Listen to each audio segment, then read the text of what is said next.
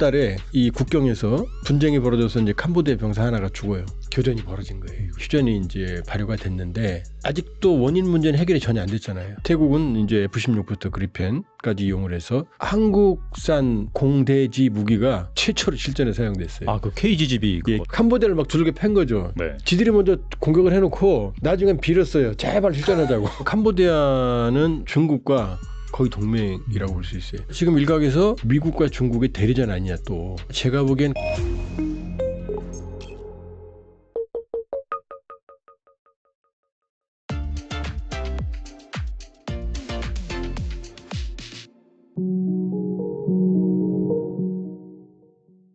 조한범 박사님 모셨습니다. 안녕하세요. 예, 안녕하세요. 네, 박사님 모시고 또 지정학적 국제 정세 하나하나 네. 살펴볼 텐데 갑자기 또 하나의 전쟁이 등장을 했습니다. 바로 태국과 캄보디아의 전쟁인데 두 국가 사이의 전쟁이 발생하게 된 배경은 무엇일까요?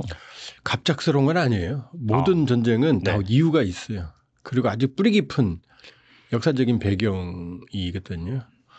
그러니까 이번 전쟁은 인도 파키스탄과 유사한 전쟁이라고 보시면 돼요. 왜냐하면 인도가 영국으로 독립하는 게 1947년이거든요. 그 독립하면서 그러니까 그 안에 영토 분할, 종교에 따라 근데 그게 깔끔하지 않았거든요. 그게 카시미르거든요. 그런 것처럼 이번에는 이제 인도 파키스탄 전쟁의 근본 원인은 영국 제국주의였다면 이번 태국 캄보디아 전쟁의 원인은 프랑스예요. 왜냐하면 인도 차이나 반도에서 프랑스가 지금 베트남, 라오스, 캄보디아를 지배했어요. 1954년까지. 그럼 영국은 그 밑에 말레이시아, 말레이 반도 쪽. 그러면 태국은 재밌게도 식민지 피식민 경험이 없어요. 그때 태국은 이제 타일랜드로 이름을 바꾼 건 이제 나중이고 그때는 시암 왕국이라고 하는 왕조 체제였어요. 그러니까 어떻게 되냐면 시암 왕국은 남쪽으로는 말레이시아 쪽에 영국 제국주의, 그 다음에 북쪽 베트남, 라오스, 캄보디아 쪽은 이제 프랑스 제국주의 둘러싸여 있는 거죠. 이게 사실은 태국이 살아남은 이유 중에 하나예요. 왜냐하면 영국과 프랑스가 앙숙이니까 여기서 충돌할 수가 있잖아요. 일종의 완충지대가 되는 거죠. 태국이. 첫 번째. 그리고 또 하나는 시암 왕국은 독립을 지키는 대신 많은 땅을 떼줬어요. 캄보디아 그다음에 말레이시아 쪽을. 그러니까 땅을 많이 뺐겠지. 영국 프랑스하고. 그래서 1904년과 1907년 사이에 프랑스와 시암 왕국 간에 물론 그 시기에 영국하고도 협정을 맺어요. 그러면서 영토를 사실상 뺏기는 국경 조약을 체결해요. 근데 문제는 뭐냐면 그 국경 조약이라는 게 애매해요. 이 산맥을 중심으로 국경 조약을 체결해서 아주 디테일한 부분은 공백으로 남아 있어요.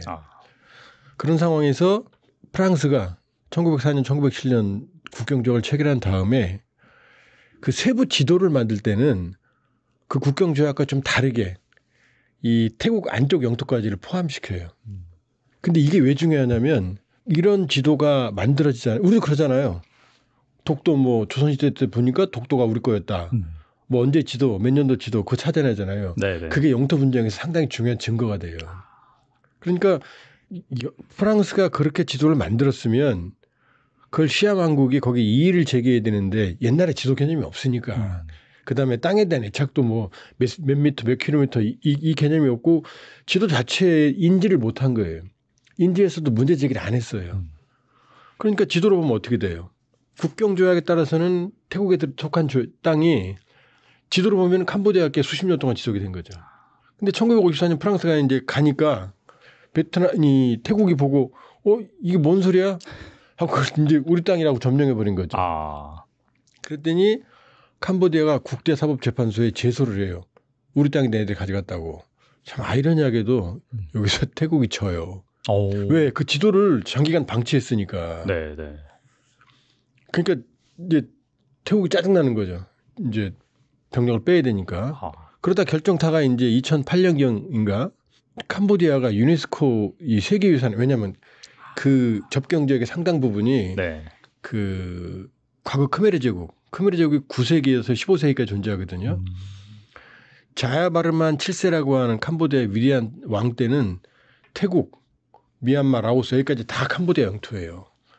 그러니까 이 상당히 많은 크메르 제국의 이 고대 유적들이 그 태국에도 있는 거예요. 그러니까 이 국경지대에 많은 사원들이 있어요. 예를 들면 이제 제일 문제가 되는 게 프레야 비하르라는 데예요. 그게 아주 유명한 이제 그 힌두교 사원인데 이게 지금 조금 아까 말씀드렸던 국경 분쟁의 가장 중요한. 그다음에 이번에 전투가 났던 데는 이제 땀돔이라고 다른 지역인데 어쨌든 간에 이게 되니까 태국이 이제 돌아버리는 거죠. 캄보디아 단독으로 지정을 해버렸으니까 국제사법재판소에서 그다음에 이제 유네스코에도 캄보디아가 단독으로 지정해. 그러니까 2008년 9년에 취급받아요. 이게 분쟁의 원인이에요. 그러니까 복잡한 싸울 수밖에 없는 이유를 알겠죠. 그런데 올해 5월 달에 또 이 국경에서 분쟁이 벌어져서 이제 캄보디아 병사 하나가 죽어요. 그런 상황에서 이번에 이제 그 국경 분쟁이 일어난 쪽에서 이제 태국군들이 정찰을 하다가 캄보디아가 매설한 지뢰의 폭발로 이제 다수가 부상하는 사건이 발생을 해요. 그랬더니 태국군은 자기들이 다니는 정찰로에 캄보디아가 지뢰를 밟았다. 지뢰를 배설했다. 그다음에 캄보디아는 아니다. 우리 영토에 태국군이 침범해서 지뢰를 밟았다. 이 아까 지도 이 배경을 보면 어떻게 돼요? 양쪽 다 말이 맞을 수 있잖아요. 그렇죠. 네. 여기서 이제 교전이 벌어진 거예요. 교전이. 그래서 24일부터 7월 28일까지 교전을 했고 28일 자정 그러니까 29일부터는 휴전이 이제 발효가 됐는데 아직도 원인 문제는 해결이 전혀 안 됐잖아요. 그렇죠. 이게 경과예요. 여기 경과예요. 언제든지 다시 또 전투가 이어질 수 있는 상황이다. 그런데 좀 이상한 일들이 몇 가지가 있는 게 왜 캄보디아가 어쨌든 처음 교전을 시작한 건 캄보디아거든요. 이 지뢰 사건 말고 BM-21이라고 하는 다연장 로켓으로 태국을 무차별 사격을 했고 그다음에 태국은 이제 F-16부터 그리펜까지 이용을 해서 정밀 폭격을 했고 여러 가지 무기체계를 가지고 공격을 했고 재미있는 게 이번에 한국산 공대지 무기가 최초로 실전에 사용됐어요. 그 KGGB 그거. 예, KGGB라고. 네. 원래 이제 폭탄은 몽탄구리 폭탄이에요. 이렇게 쭉 떨어지면 맞는 건 하늘에 맡기는 거예요. 그냥 조준해지만. 그러니까 너무 확률이 낮잖아요. 네. 그 최근에는 GPS 유도로 이 활강 키트, 일종의 날개 같은 거 보조 날개를 달아요. 그래서 그냥 떨어뜨려도 입력한 대로 정확한 위치로 가서 맞추는 게 한국은 KGGB예요. 가격이 1억 원밖에 안 해요. 미사일은 수십억 원이거든요. 네. 그리고 이 KGGB의 특징은 뭐냐면 원래 체계 통합이라고 그래서 미사일과 항공기간에 인티그레이션 통합을 해야 돼요. 서로. 그 작업이 굉장히 많이 어렵고 돈이 많이 들어요. 근데 이 KGGB는 그냥 컴퓨터에다가 놓고 입력시켜서 좌표만 넣고 그냥 딱 떨어뜨리면 가버려요. 그러니까 돈 없는 나라들이 쓰기 좋은 폭탄이죠. 그래서 우리가 태국에 한 20여 발, 사우디아라비아에 한 100여 발 팔았거든요. 근데 사우디아라비아도 비공식 후티 반군에 썼다는 얘기 있는데 공식 확인된 건 이번에 처음이에요. 이번 주 얘기가 좀 샜는데. 그래서 캄보디아를 막 두들겨 팬 거죠. 네. 그때 캄보디아 일방적으로 의도 터졌어요. 물론 사상자는 태국에 많아요. 왜냐하면 캄보디아가 막 쏴버렸으니까 민간인 지역으로. 네네. 민간인을 맞추려고 한 게 아니라 캄보디아 그 BM-21이라고 하는 다연장이 워낙 명중률이 형편없어요. 그러니까 아무데나 떨어진 거예요. 그 세븐일레븐 같은 데 떨어지잖아요. 맞아요. 거길 맞추려고 한 게 아니에요. 그냥 막 쏘다 보니까 거기 떨어진 거예요. 근데 태국군은 정밀하게 캄보디아 탄약고, 지휘부, 심지어 지금 한 45명 정도 총 전투 사망했거든요. 그중에 캄보디아 장성이 껴 있어요. 피해가 크네요, 그러면. 말도 안 되는 거죠. 그러니까 캄보디아는 주먹구구인 거죠. 이 말씀을 왜 드리냐면 세상에 캄보디아는 전투기가 한 대도 없어요. 그렇다고 하더라고요. 네, 한 대도 없어요. 그 이유는 뭐냐? 어차피 전투기로 두들겨 패도 지상군이 들어가서 점령하자면 안 된다라는 말도 안 되는 황당한 교리를 가지고 있고 그다음에 방공망만 있으면 된다라는 게 캄보디아의 논리예요. 돈이 없으니까. 자기들이 그냥 그렇게 논리를 만들어낸 거죠. 그러니까 그다음에 이 병력은 한 3분의 1, 전체 규모로 보면은 국방력은 한 5분의 1. 근데 사실 수치만이지 한 10분의 1도 안 된다고 보면 돼요. 왜냐하면 태국은 항공모함도 있어요. 경항모. 네. 이 스페인에서 구입을 했는데 어쨌든 경항모. 만톤급 내 경항모. 짜끄리 나루에벳이라고 지금 태국 왕실이 짜끄리 왕조거든요. 위대한 짜끄리 왕조라는 뜻이에요. 짜끄리 나루에벳이.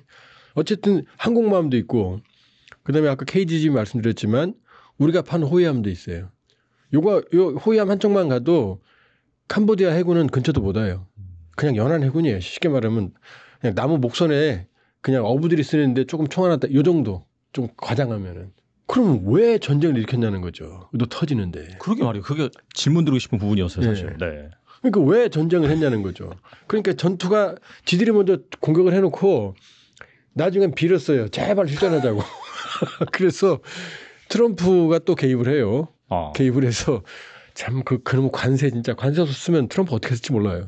그 관세 협상을 협박해가지고 양측을 휴전에 도출하는 데 성공하거든요. 물론 중국도 개입했고 실제로는 이제 말레이시아가 역할을 했어요. 그런데 그랬더니 캄보디아가 눈물 나게 고맙다고 트럼프 대통령을 노벨 평화상 후보로 추천을 했어요. 그러니까 왜 지들이 의도 터질 거 알면서 장성까지 죽어가면서 왜 전쟁을 일으켰냐는 거죠. 그럼 파고 들어가 보면 좀 복잡하다. 그리고 이번에는 아마 조심스럽게 전망을 해보면 이제 캄보디아는 의도 터졌으니까 이제 캄보디아보다는 태국 군부 쪽이 다른 마음 먹을 수도 있죠. 일단 휴전을 했어요. 네.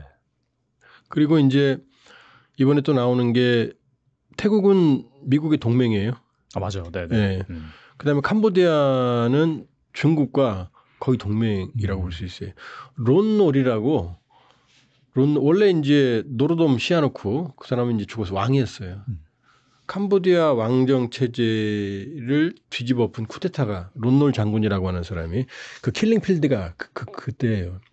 론놀 장군이 이제 친미예요. 친미 쿠데타를 일으켜서 그 노로돔 시아노쿠가 어디로 망명을 하느냐? 중국으로 망명해요. 중국으로. 그리고 이제 75년부터 79년까지 폴포트 정권 기억나시죠? 킬링필드. 네네. 거의 200만 명 내의 학살. 그 지도자 폴포트가 철저한 극단적 모택동주의자예요. 마오이스트였어요.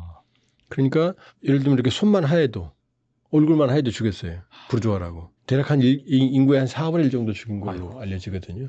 그때 훈센도 그 크메르 루주 폴포트 정권의 일원이었어요. 크메르 과거 영광이죠. 그 루주가 불어로 붉은색이라는 뜻이에요. 붉은 크메르라는 뜻이에요. 네네. 근데 이 폴포트 안에서 극단적인 극좌주의가 일어나면서 내부 숙청 작업이 벌어질 때 훈센이 도망가요. 베트남으로 도망갑니다. 훈센은. 그러니까 캄보디아는 또 친베트남이에요. 친베트남이라고 좀 말하기는 좀 곤란해요. 그러니까 이 훈센은 어떻게 컴백을 하냐면 79년에 베트남이 캄보디아를 점령합니다. 그때 훈센이 들어와요. 그래서 폴포트 정권은 무너지고 산속으로 도망가고 나중에 결국은 죽었어요. 자연사했어요. 그러니까 이 캄보디아는 베트남에 대해서는 이중적이죠. 훈센은 베트남이랑 친하죠. 그러나 중국에 대해서는 완전한 친중 국가예요, 지금. 그러니까. 그다음에 태국은 친미잖아요, 지금. 미국과 동맹이니까. 그렇죠. 쿠바라 골든이 뭐니 몇 년 해병 돌려도 매년 해요. 우리도 갑니다, 거기에. 그러니까 지금 일각에서 미국과 중국의 대리전 아니냐 또. 맞아요. 네. 네. 그러나 제가 보기엔 그건 아니다. 왜냐? 트럼프가 갑자기 개입해서 주먹질했잖아요. 끝내 관세. 그다음에 중국도 개입을 했어요. 왜냐? 중국은 아세안에 대한 영향력을 행사하기 위해서 캄보디아는 철저한 친중이지만 그렇다고 해서 태국과도 협력을 안 하느냐? 아니에요. 태국과도 긴밀하게 협력을 하고 있어요. 그러니까 둘이 싸우면 중국이 투자한 태국, 캄보디아 내 자산들이 위험해지죠. 그다음에 아세안에 대한 중국의 영향력이 약화되죠. 그러니까 이거는 미중 간의 대리전이라고 보기는 어렵다. 그러나 다만 트럼프가 개입을 했으니까 이제 캄보디아에 대한 영향력도 이제 미국은 확대하려고 하겠죠. 그러나 미중 간 대리전으로 보기는 어렵다. 이거는. 워낙 황당한 전쟁이었다. 되지도 않는 전쟁. 그러니까 체급이 한 10분의 1밖에 안 되는 캄보디아가 대든 거죠. 그리고 대들고 그다음에 패통탄 총리 실각까지도 초래를 시켜놓고 이제 뒷감당이 안 되니까 지금 이제 그 휴전을 계속 하고 싶어하는 그런 상황인 거예요. 이게 이제 전반적인 상황입니다. 캄보디아가 중국산 무기에 많이 의존한다라고 했는데 뭐 이런 것들이 약간 제 실력을 발휘하지 못했다 이렇게 볼 수도 있는 건가요? 그럼? 아니에요. 그것보다 아예 무기 체계가 BM-21이라고 하는 다연장포도 사실 2차 세계대전 때 개념이에요. 생산은 60년대 됐지만 그러니까 쉽게 말하면은 그냥 2차 세계대전 정도의 무기체계라고 보시면 돼요. 해군은 그냥 초계장 정도 한 20척밖에 안 되는 거고 그다음에 공군기는 아예 없고 수송기하고 헬기 정도만 있고 전투기는 아예 없고 그다음에 탱크 이런 것도 50년대 60년대 생산된 움직이기나 할까 모르겠어요. 그러니까 이건 중국산 무기냐가 아니고 그냥 아예 전혀 현대화되지 않은 구식. 그런데 태국은 그나마 전력을 현대화시킨 동남아시아에서 그나마 좀 센 편이죠. 이제 F-16도 있고 그리펜 전투기도 있고 그다음 우리한테 사가는 이제 F-50, T-50 계열도 있고 그러니까 상당히 균형 있는 전력을 갖추고 있거든요. 그러니까 전쟁 자체가 불가능한 거예요. 그러니까 뭐 중국산 무기다, 러시아산 무기다 이 개념이 아니고 아예 무기 체계가 아주 구식이다. 어느 나라째가 중요한 게 아니다.라고 보면 되죠. 그러니까 장성이 왜 죽습니까? 전투 교류도 없었던 거예요. 왜 죽었느냐? 장성이 전투를 지휘하다가 박격포탄에 맞아 죽었어요. 그럼 뭐냐면 그냥 참호했어요. 앞으로 쏴 이랬다는 얘기거든요. 그건 군사 교류는 완전히 말도 안 되는 거거든요. 장성이면 안전한 참호 지휘 체계 안에서 있어야 되거든요. 그다음에 이번에 태국군이 이제 드론을 아주 효과적으로 사용했어요. 그래서 처음에 태국군이 드론 사용할 때 태국 내에서 그 회의론이 있었어요. 정글에서 어떻게 드론이 활약을 하느냐. 정글이잖아요. 다 안 보이잖아요. 밑에가. 근데도 정글 타격했거든요. 그러니까 태국군이 이제 드론 전술에 익숙해져 있다. 제가 보기엔 아니에요. 캄보디아가 위장을 못한 거죠. 다 보이게 했던 거죠. 사실은. 그냥 다 드러내놓고 그냥 대드론전은 아무 생각도 안 하고 있었던 거죠. 그 정도로 캄보디아는 병력, 이 전술, 교리, 전략 부재, 그다음에 무기체의 낙후성. 그냥 낙후성이 아니고 세계적인 낙후성 정도. 그러니까 이거는 뭐 이 전투 상식으로는 말도 안 되는 전쟁이라고 봐야죠. 정치적 의도가 있을까? 조금 더 시계줄 당겨볼게요. 5월 말에도 교전이 벌어졌어요. 그쪽에서. 그랬더니 이제 이것도 이제 또 복잡한데 캄보디아는 훈센 지금 상원의장이에요. 이 사람이 85년부터 2023년까지 거의 40여 년간 해먹다가 대통령 하다가 아들한테 물려주고 상원의장으로 물러났어요. 그다음에 태국은 2001년부터 현재 올해까지 탁신 친나왓 일가가 4명이 총리를 내요. 그 유명한 탁신 친나왓, 그 다음에 자기 매제, 그 다음에 여동생, 그 다음에 올해 7월 1일 이전까지는 누가 있느냐? 패통탄 친나왓이라고 탁신 딸이에요. 그러니까 양쪽이 말도 안 되는 거죠. 진짜 집안끼리 다 해먹는 거죠. 물론 태국은 좀 복잡해요. 근데 태국을 좀 더 말씀드리면 이 탁신은 재벌이지만 친서민 정책을 했어요. 농민들 특히. 그러니까 농민들 지지층이 두터워요. 그런데 태국은 쿠데타의 나라인 거 알죠? 네. 군부가 막강하거든요. 입헌 군주제, 왕정을 입헌 군주제로 만든 쿠데타도 태국이 했고 저기 군부가 했고. 그러니까 한쪽은 누구냐? 왕과 군부가 결탁했어요. 기득권 세력이에요. 그러니까 탁신은 일반 서민을 대표하는 세력이어서 이 둘이 2000년 이후로는 충돌하고 있는 그런 권력 충돌하는 상황이에요. 근데 탁신도 부정부패의 또 핵심이에요. 사실은. 신서민만 하지. 근데 이 탁신 딸이 지금 5월이면 총리였을 거 아니에요. 탁신 딸이 훈센한테 전화를 걸어요. 이 일로. 그래서 훈센한테 뭐라고 말하느냐. 황당한 얘기를 합니다. 삼촌 그래요. 태국하고 캄보디아는 왼수인데. 태국 총리가 훈센 상원의장 실질적인 권력자인 훈센한테 전화를 걸어서 삼촌이라고 그래요. 그만큼 친하다라고 볼 수 그렇죠. 있는 그다음에 지금 국경을 관리하는 게 태국 2군 사령관이거든요. 그 분쟁이 있었는데 그 훈센한테 이렇게 말하는 거예요. 삼촌네는 잘못 없어. 우리 2군 사령은 얘가 문제야. 이렇게 얘기를 하는 거예요. 네네. 이 대화가 말이 돼야 안 돼요. 안 되죠. 근데 이걸 훈센이 공개해 버렸어요. 이 내용을. 그러면 아니 탁신 딸은 왜 훈센한테 삼촌이라고 그러느냐. 탁신이 쿠데타로 실각을 하거든요. 탁신 아빠지 친나왓이. 해외에 나갔을 때 그러니까 어디로 망명을 하느냐. 바로 캄보디아 훈센한테 가요. 그러면서 훈센하고는 절친이 돼요. 그러니까 집안끼리 어마어마하게 친했을 거 아니에요. 그러면 자 지금 전쟁 왜 일으켰느냐부터 시작해서 또 올라갔잖아요. 그럼 왜 절친 딸을 그래서 탁신 친나왓의 딸 패통탄 친나왓이 지금 그 통화가 공개되면서 우리로 치면 이런 뭐 이해도 안 되지만 우리 쪽 지도자가 일본에 전화 걸어서 삼촌 이렇게 한 거 똑같은 거죠. 우리가 문제라고. 그럼 국민 감정이 어떻겠어요? 뒤집어지겠네요. 뒤집어지죠. 그래서 헌법재판소에서 7월 1일부터 패통탄 탁신 딸을 직무 정지시켰어요. 이제 헌재에서. 그러면 아니 왜 절친은 힘들게 만들고 절친 딸은 그다음에 왜 또 공격을 했냐는 거. 두 개 다 캄보디아가 먼저 시작한 거잖아요. 이유가 뭐냐는 거지. 이유가. 곰곰이 생각해 보면 이제 여러 가지 설이 있는데 훈센의 아들 훈마넷이 아버지가 아주 잔혹한 인물이에요. 97년에 쿠데타를 일으켜갖고 그 상대 진영을 제압을 할 때 막 불태워 죽이고 막 참수하고 시신 막 길거리 아주 잔혹함했죠. 전형적인 인물이에요. 훈센이. 근데 이 훈마넷 아들은 아버지만큼은 카리스마가 없어요. 그러니까 원래 이대를 못 가잖아요. 그러니까 지지 기반이 불안해요. 첫 번째. 그다음 두 번째는 캄보디아는 사행산업, 관광, 카지노 이게 GDP 50%예요. 여기 스캠부터 시작해서 이 사이버 범죄의 또 온상이에요. 그런데 이게 어떤 문제가 있냐. 이 캄보디아 카지노의 주 고객이 태국인들이거든요.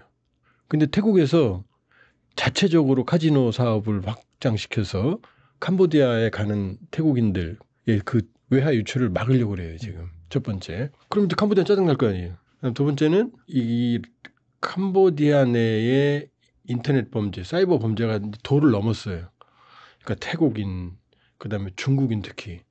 중국인들 막 끌려가서 뭐 죽었네, 뭐 고문받았네, 뭐 그 스캠 범죄에 동원됐네 이런 게 많이 나오잖아요. 그러니까 중국도 캄보디아는 친중이거든요. 그러니까 중국도 자국의 피해가 우려되니까 이제 경고하는 거죠. 그다음에 유엔도 직접 경고했어요. 캄보디아에 그 스캠 범죄. 그러니까 훈센 입장에서는 이걸 이제 내버려둘 수가 없는 거예요. 그러니까 단속을 하기 시작을 한 거예요. 그러니까 또 어떻게 돼요?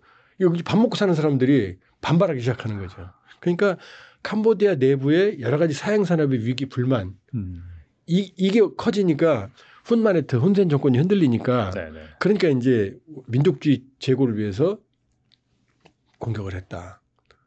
이 설이 이제 상당히 유력해요. 결국엔 그 내부의 그 불만을 좀 잠재우기 위해서 도발을 한 거군요. 그런데 이제 그러니까 일단은 사고는 쳤지만 이제 캄보디아가 그러니까 소기의 목적을 달성을 하려는 그 끝나면 괜찮은데 이번에 이제 태국이 문제예요. 태국 군부가 아주 강경해요. 그러니까 빌고 빌어서 지금 이 캄보디아가 빌고 빌어서 휴전했는데 태국 군부는 더 전쟁을 또 할 생각이 있어요. 그것도 왜 그러느냐? 제가 지금 말씀드렸잖아요. 탁신이 대표하는 이 친서민 이쪽 정권과 이 지지층과 그다음에 군부와 왕실 이 결탁하는 지배계층 연합이 있다고 그랬잖아요. 이 둘이 충돌하잖아요. 그러니까 아무래도 이 군부는 이 탁신 쪽 서민적 지지층이 없잖아요. 그러니까 맨날 욕먹는단 말이에요. 구태삼 하니까. 그러니까 태국 사람들은 태국 군부를 방구석 여포라고 생각해요.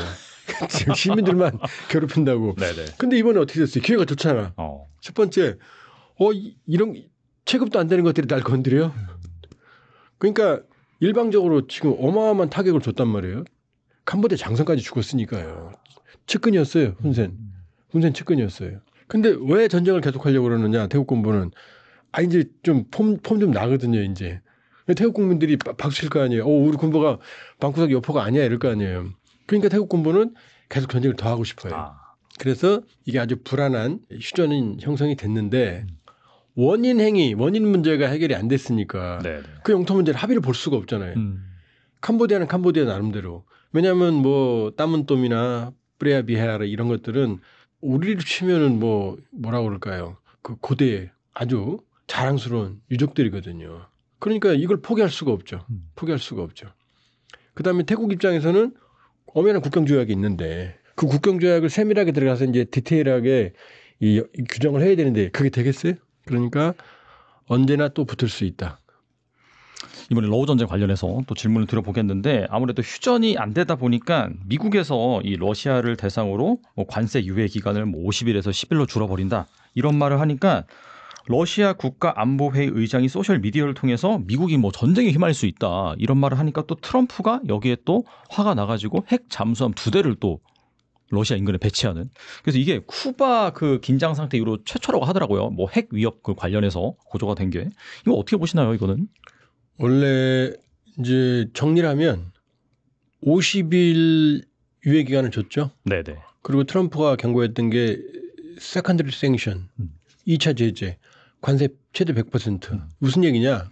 50일 안에 휴전 안 하면 러시아 100%뿐만 아니고 러시아에서 물건을 사가는 나라. 그게 핵심이 중국하고 인도예요. 왜냐하면 러시아 수출품의 60% 지하자원까지 치면은 75%가 천연 자원이거든요. 그 주요 품목이 우라늄하고 석유 가스거든요. 근데 이걸 유럽이 이제 안 사가니까 인도하고 중국이 싼 값에 재미 쏠쏠 보고 있거든요. 그러니까 만일에 인도하고 중국의 이 얘기예요. 세컨더리 생션은 뭐냐면은 러시아가 1차 제재고 세컨더리는 뭐 2차 제재. 러시아 물건을 사가는 나라한테 제재를 부과하는 거예요. 인도와 파키스탄이 미국에 수출할 때 여기에 100% 관세를 부과한다는 거예요. 그럼 끝나죠. 수출 못하죠, 미국에게.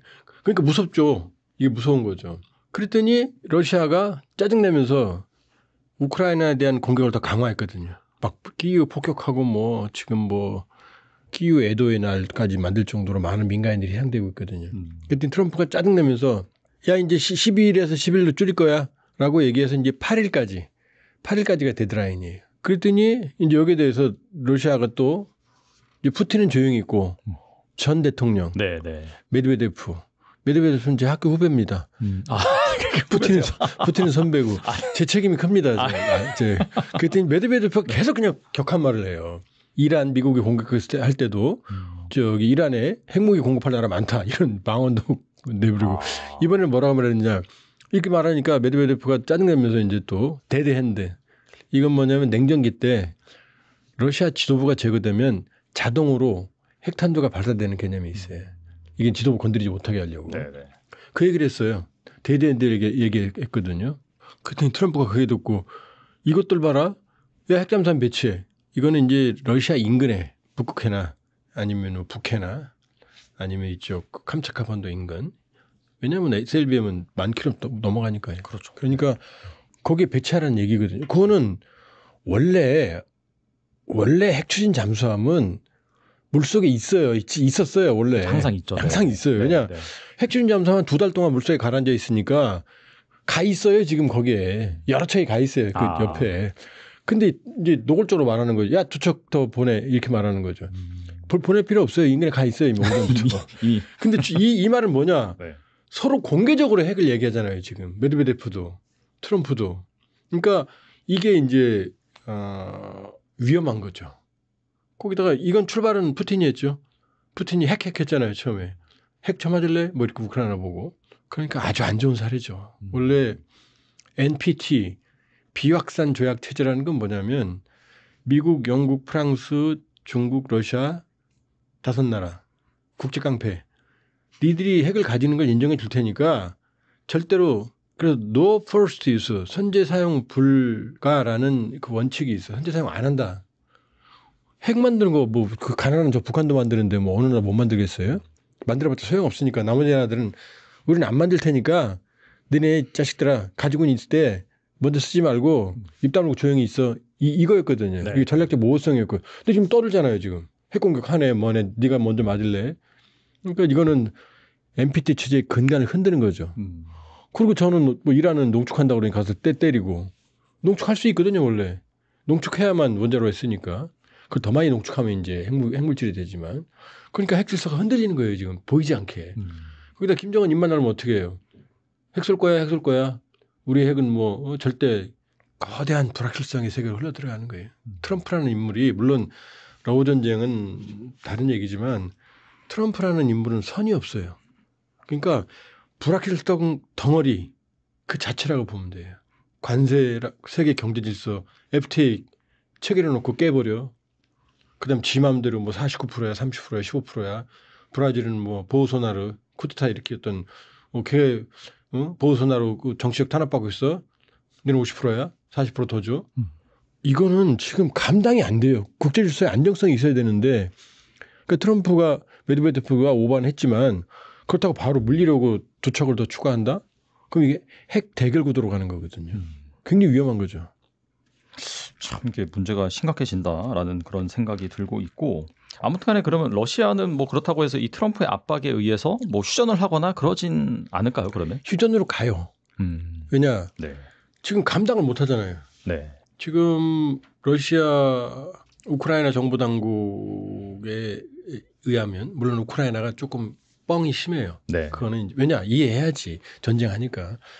지금 북한군 3만 명이 포착됐다 그러거든요. 그다음에 지금 우리 정부 당국은 러시아에 대한 북한의 군사 지원이 152mm 포탄으로 칠 때 1200만 발로 간주하거든요. 하루에 몇만 발밖에 안 써요. 그리고 우크라이나 당국은 최근에 우크라이나 손실의 60%가 북한제 무기다. 그리고 러시아가 북한제 무기 의존도가 40%다. 이런 얘기까지 하거든요. 뭐 일각에서는 자꾸 뭐 그 러시아가 나토와의 대결을 위해서 뭐 첨단 무기들은 뭐 아끼고 있다. 무슨 아끼긴 전쟁이 이기는 게 중요해. 지가 고피 터지는데 크루스까지 뺏겼었는데 그걸 뭐 무기를 아끼고 있다. 그렇지 않아요. 물론 고가의 무기 체계는 좀 손실을 우려해서 좀 보유한 경향은 어느 나라든 있어요. 네. 그럴 거 아니에요. 그러나 전반적으로 봤을 때 러시아는 이미 한계점에 왔다. 러시아가 최근에 금리를 내리긴 했어요. 한 18%로 내렸어요. 지난주에. 7월 말경에 18%. 내린 게 18%라고 해요. 중앙은행 금리가. 네. 원래 21%였거든요. 네. 21%였거든요. 그다음에 물건 사서 계속 전쟁만 하는데 무한정. 지금 5월 기준으로 러시아 병력 손실이 100만 정도로 추산해요. 전사하고 사상자 합쳐가지고. 그다음에 이 전쟁 여파로 인해서 안 그래도 러시아는 젊은 남성 인구가 부족한데 병력 징집을 피하기 위해서 많은 러시아 젊은이들이 주변국으로 다 도망갔어요. 거기서 살아요. 그래서 뭐 아제르바이잔하고 러시아하고 사이 안 좋거든요. 네. 아제르바이잔 범죄 혐의로 러시아가 2명을 체포했어요. 근데 이 두 사람이 죽었어요. 체포 과정에서. 고문으로 죽었다고 생각하는 거예요. 아제르바이잔. 가능성이 있죠. 그때 아제르바이잔이 짜증나가지고 아제르바이잔에 와서 도망와 있던 러시아 사람들 수십 명을 구속을 시켰거든요. 그 정도로 지금 인력 유출이 심해요. 그러니까 이게 정상적인 체제가 돌아가겠습니까? 그러니까 휴전을 해야 돼요. 근데 푸틴은 전략적으로 과거에 노보로시아라고 하는 지역이 예카체리나 2세가 19세기 말에 크림 칸국을 멸망시키면서 크림반도를 포함해서 러시아에 병합을 시킨 지역이 있거든요. 그게 지금 러시아가 점령하고 있는 우크라이나 영토 5분의 1보다 더 많아요. 최대한 3분의 1까지 돼요. 4분의 1, 3분의 1. 여기까지 다 확보한 다음에 끝내려고 했거든요. 그러니까 끝내려고는 한 거예요. 우크라이나 전체를 점령할 능력도 안 돼요. 그리고 대공세가 불가능한 상황이에요. 네. 그런 상황이어서 어차피 휴전은 갑니다. 또 우크라이나는요. 어차피 전쟁 수행의 절반을 해외에 의존하고 있거든요. 언제까지 가겠어요. 그래서 어차피 양쪽 다 휴전을 할 생각은 있었어요. 그래서 벌써 휴전 협상 3번 했잖아요. 러우가 직접 만나서. 네. 포로 교환하고 했잖아요. 전사자 교환. 근데 푸틴의 입장에서는 오로지 폼생폼사인데 트럼프가 네 알겠습니다 형님 이러면 안 되잖아요. 그러니까 50일 줬는데 이제 더 공세를 하는 거죠. 자기에게 유리하게 휴전을 맺으려고. 그랬더니 트럼프가 이제 10일이야? 하면 여기서 깨갱하면 안 되잖아요. 그러니까 이제 끝까지 버티는 거죠. 그러나 적당한 계기와 명분, 푸틴이 주도하는 휴전이다라는 모양새를 띠면서는 휴전으로 갈 거예요. 왜냐? 세컨더리 생션, 인도하고 중국한테 할지는 모르겠지만 트럼프, 타코 항상 물러섰잖아요. 이번에도 사실 관세 8월 1일부터 안 했잖아요. 멕시코는 또 유예시켜줬잖아요. 맞아요. 그렇죠? 네. 타코 맞아요. 필요에 따라서 물러선다고. 그러니까 8일 이후에 트럼프가 어떻게 행동할지는 아무도 몰라요. 말도 또 애매하게 해요. 최대 100% 이렇게까지 말했거든요. 그러니까 아닐 수도 있는 거지. 그러니까 이 여인은 있다. 그런데 문제는 뭐냐. 트럼프 친구가 있어요. 린지 그레이엄 상원의원 공화당. 이 사람이 상원에서 만지작거리고 있는 관세는 500%예요. 그러니까 인도하고 네. 그러니까 전쟁을 끝내려면 린지 그레이엄 좀 하는 거예요. 그렇게 해야겠네. 500% 하면 되는 거예요. 그래야 효과가 있죠. 근데 트럼프는 그대 앞에만 서면 약해져요. 누구 푸틴 앞에만. 항상 보면 푸틴 훌륭하다고 그러고 요즘은 뭐 구역질 한다고 욕도 하지만 전에 보면 뭐 푸틴 스마트하다고 그러고 뭐 괜찮다고 그러고 서로 뭐 칭찬하고 난리 나요. 그래서 푸틴한테 트럼프가 약점이 있는 게 아니냐. 그 트럼프가 그 모스크바에 놀러 간 적이 있거든요. 과거에. 그때 뭐 약점 잡힌 거 아니냐. 그 설이 있잖아요. 내가 제가 말은 못 하는데. 그 다음에 이제 그 러시아의 대선 개입. 그 특검에 증거는 못 찾았지만 개연성 정황이 있다고 이제 추정이 되거든요. 그런 것들. 그래서 왜 트럼프가 왜 세게 못하느냐. 그냥 내일부터 500% 그럼 끝날 거 아니에요. 그러면 중국하고 러시아, 인도가 뭐 물건 살 수 있어요? 러시아 물건? 우라늄하고 원유를 살 수가 없잖아요. 근데 안 그러잖아요. 계속 기간을 주잖아요. 50일이야? 게다가 막 뭐라고 하니까 봐라 50일 했는데 더 때리지 그러니까 약 올르지 그러니까 10일 이렇게 얘기했거든요. 근데 또 모르죠. 또 그때 가서 어떻게 할지. 그러니까 휴전으로는 가긴 간다. 양쪽 다 지쳤다. 러시아, 우크라이나. 휴전으로는 가지만 그러나 푸틴이 트럼프한테 굴복하는 모습은 보이고 싶지 않을 거다. 그러니까 메드베데프가 막 헛소리 하는 거잖아요. 푸틴이 얘기를 하면 담을 수가 없으니까 메드베데프 시켜갖고 지가 더 설치는 거죠. 메드베데프가. 둘이는 뭐 자웅동체예요. 학교 선후배고. 그러니까 메드베데프 하는 말은 푸틴 말이라고 보면 되죠. 근데 푸틴이 말하면 이제 체면 떨어지니까. 그러니까 간다. 휴전을 해야 되는. 그러니까 러시아로서는 사실은 전술적으로는 뭐 우크라이나 영토 5분의 1을 얻었으니까 네. 상당히 짭짤하죠. 그러나 전략적으로는 이제 어마어마한 감당하지 못할 이제 후폭풍에 이제 직면하게 되죠. 왜냐하면 EU가 GDP 5%. 맞아요. 네. 근데 5%는 아니에요. 3.5%예요. 직접 국방비는. 예를 들면 우리가 이번에 3,500억 달러 미국에 투자하기로 했잖아요. 그중에 1,500억 달러가 조선이잖아요. 네. 미국 조선업 부활인데 그 조선업은 사실은 미국 군함 찍어내는 그 기능을 확보시켜주는 거거든요. 그렇죠. 네. 그럼 그것도 국방비로 치는 거예요. 1.5%는. 이게 이런 개념이에요. 그러니까 실제로는 3.5%거든요. 근데 EU의 GDP가 러시아의 10배거든요. 독일만 해도 러시아의 2배예요. 근데 지금 러시아가 국방비 전쟁 중에 6.3% 쓰거든요. GDP에. 네. 근데 독일이 2배라고 그랬잖아요. 3.5% 쓰면 어떻게 돼? 7%잖아요. 독일만 해도. 와. 독일 하나만 도 감당이 안 되는 거예요. 라인메탈이니 하데바니 뭐 유럽의 BAE 시스템즈니 프랑스 다소라든지 뭐 레오나르도라든지 쟁쟁한 업체들이 군비 확충에 나섰거든요. 미국산 무기 사들이고 그리고 이제 점차적으로 나토는 자급자족 할 거예요. 네네. 무기도 충분한 능력이 되거든요. 그럼 GDP 10배인 나라랑 군비 경쟁이 되겠습니까? 근데 자꾸 막 이상한 데서 뭐 나토와 새로운 전쟁을 준비한다. 아니 이 대표님 같으면 10배인 나라랑 군비 경쟁하고 싸움 경쟁하고 싶겠어요? 열심히라? 안 되죠. 그러면. 안 되죠. 네. 전선이. 지금 핀란드가 중립국이었거든요. 네. 핀란드가 이번에 나토에 가입했잖아요. 핀란드는 2차 세계대전 때 겨울전쟁이라고 그래서 네. 러시아하고 전쟁을 했어요. 근데 러시아가 이겼어요. 그 핀란드 땅을 많이 뺏었어요. 근데 러시아가 코피가 무지하게 터졌어요. 치명적인 타격을 입었어요. 그 핀란드가 나토에 가입하면서 핀란드와 러시아 국경 길이가 얼마인지 알아요? 1,300km예요. 와. 1,300km 국경이 새로 생긴 거예요. 우리가 DMZ 248km거든요. 그다음에 우크라이나 점령한 지역 있죠? 거긴 휴전해도 다 DMZ가 될 거 아니에요, 이제. 그 길이가 1,200km예요. 합치면 2,500km의 전선이 새로 생긴 거예요. 감당이 되겠어요? 야. 감당 안 되죠. 근데 전쟁을 또 한다고요? 도대체 무슨 근거로 새로운 나토와 전쟁을 준비한다고 하는지 모르겠어요. 나토는 이제 군비 3.5% 그게 2035년까지니까 네. 트럼프 나가면 입시 쓸 거예요 아마. 그러나 나토 입장에서는 이제 철이 좀 들었죠. 아 우리 그동안 너무했어. 흥청망청 먹고 살았어. 무기 좀 사야 돼. 살 거예요. 거기다 제일 무서운 게 독일이잖아요. 그동안은 눈치 보면서 나치 그림자에서 무기 같은 거 이런 거 이제 조심조심 했거든요. 네. 근데 이제 날개를 달았잖아요. 트럼프가 더 사려는 거잖아요. 독일의 재무장. 거기다가 독일이 지금 우경화하고 있잖아요. 맞아요. 유럽 전체가 우경화하고 있잖아요. 독일 민족주의가 안 살아나겠어요? 물론 독일은 건강해요. 그러나 이 민족주의적 영향은 점점 커질 거고 그러면 재무장, 과거의 영광, 군사 강국의 향수가 고개를 들 거예요. 지금 AFD 대한정당이 바로 나치 정당이잖아요. 제2정당까지 갔었잖아요. 지금 난리예요 유럽이. 프랑스 르펜 그거, 이태리 멜로니 무솔리니 후에, 영국 개혁당 이거 그거 지금 난리예요 난리. 그러면 유럽의 우경화와 함께 유럽의 재무장화가 이루어져요. 이걸 러시아 감당해요?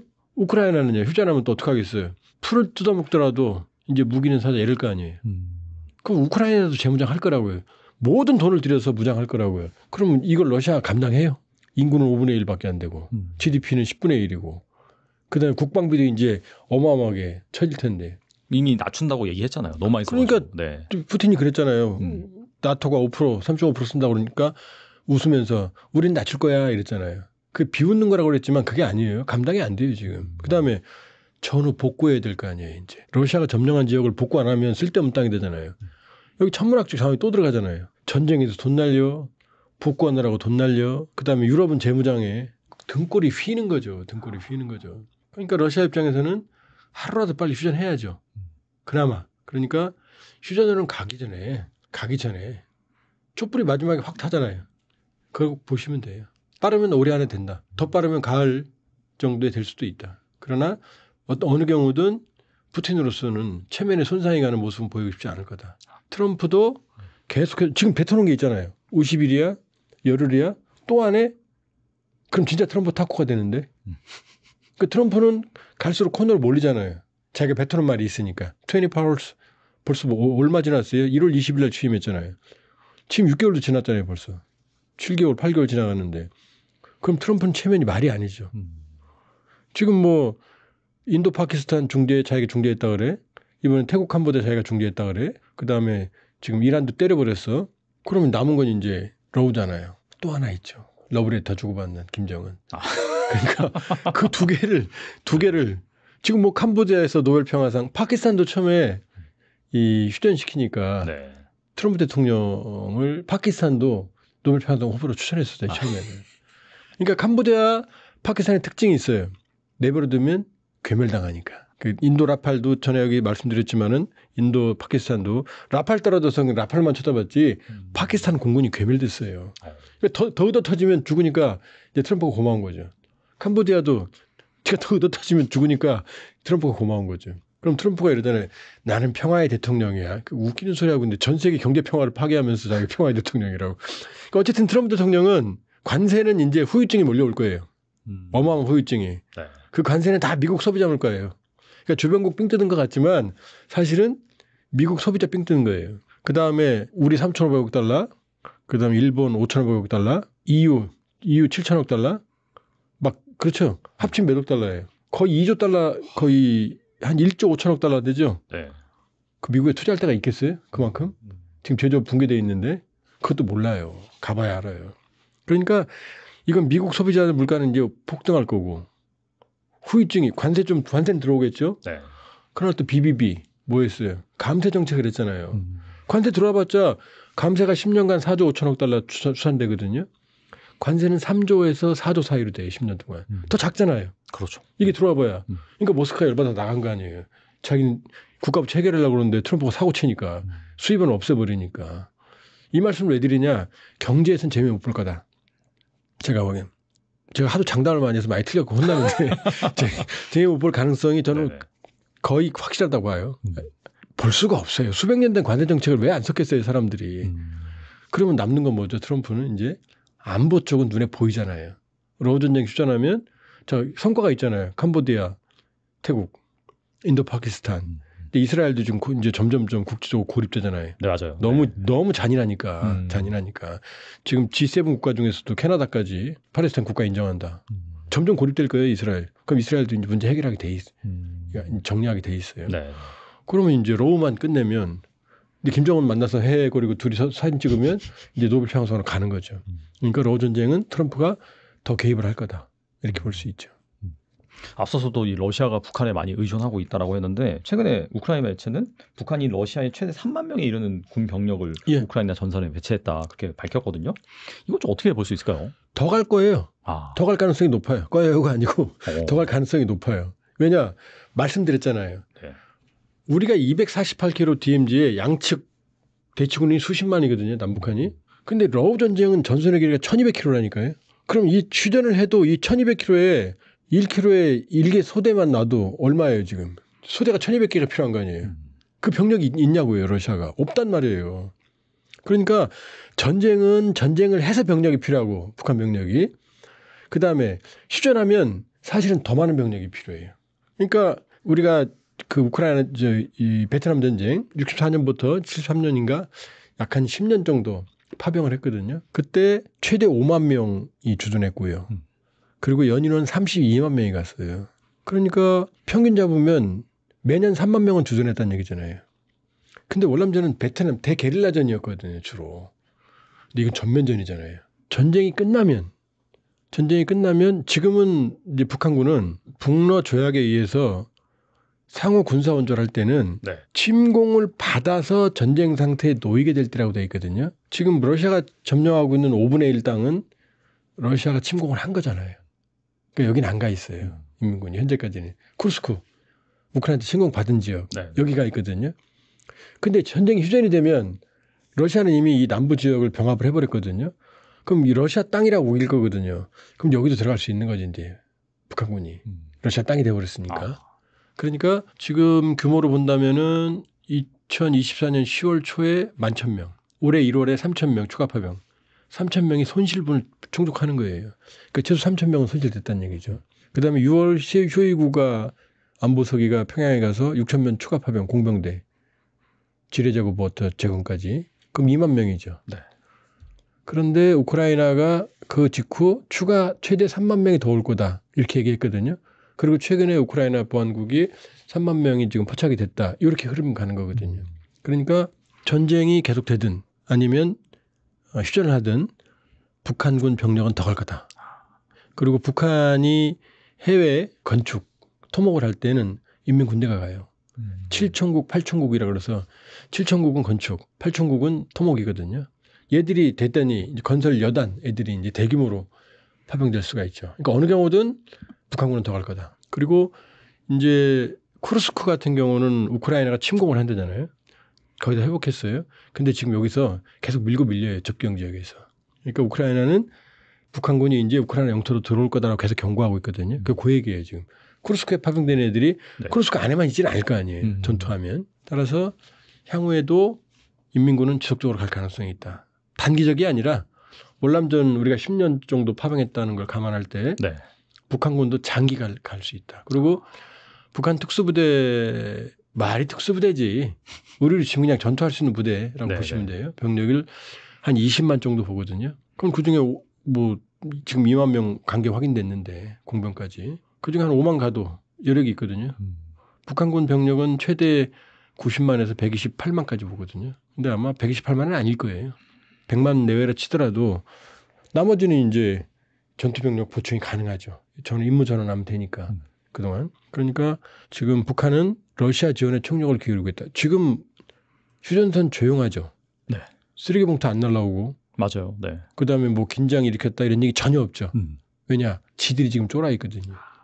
러시아에 전방에 있던 무기까지 다 뽑아 보냈거든요. 곡산포 같은 거. 러시아가 워낙 급하니까.